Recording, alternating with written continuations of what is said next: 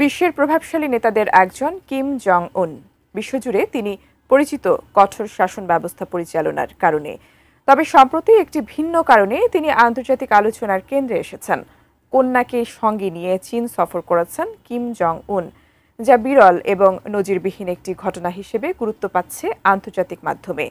ফলে প্রশ্ন উঠেছে, উত্তর কোরিয়ার ভবিষ্যৎ নেতৃত্ব কি কিম কন্যার হাতেই উঠতে চলেছে?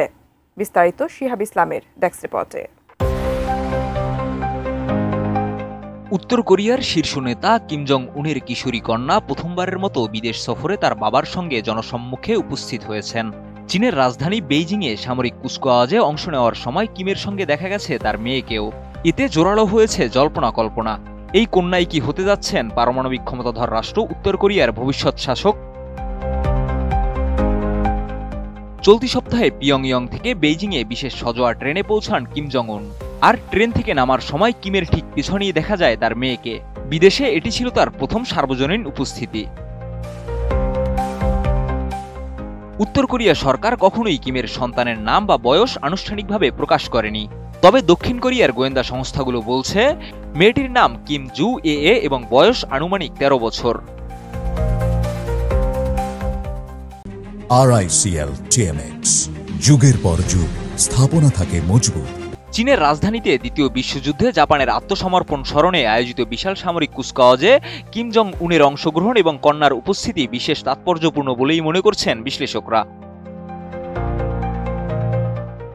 যুক্তরাষ্ট্র ভিত্তিক গবেষণা প্রতিষ্ঠান স্টিমসন সেন্টারের উত্তর কোরিয়ার বিশেষজ্ঞ মাইকেল ম্যাডেন বলেন, এই মুহূর্তে জু এই সবচেয়ে সম্ভাব্য উত্তরসূরি। তিনি এখন কূটনৈতিক ও রাষ্ট্রীয় প্রোটোকল শিখছেন। ম্যাডেন আরও বলেন, এটি তার প্রথম বিদেশ সফর। এমন সুযোগ কিম জং উনের বাবার বা ফুফুরও হয়নি।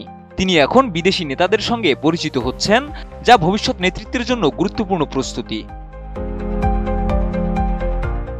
বিশ্লেষকদের মতে কিম জং উনের তার বাবা কিম জং ইলের সঙ্গে কখনো বিদেশ সফরের কোনো প্রমাণ পাওয়া যায়নি।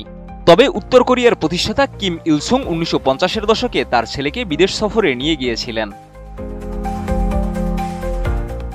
কিম জু একে প্রথম জনসম্মুখে দেখা যায় 2022 সালে একটি আন্তঃমহাদেশীয় ব্যালিস্টিক ক্ষেপণাস্ত্র উৎক্ষেপণের সময়।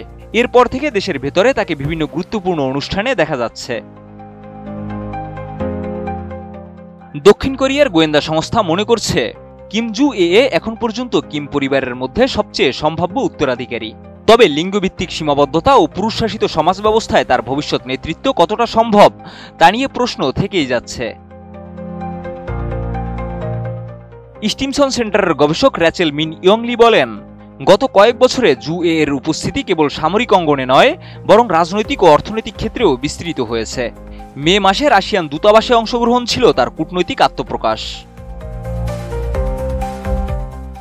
শিহাব ইসলাম, ATN নিউজ।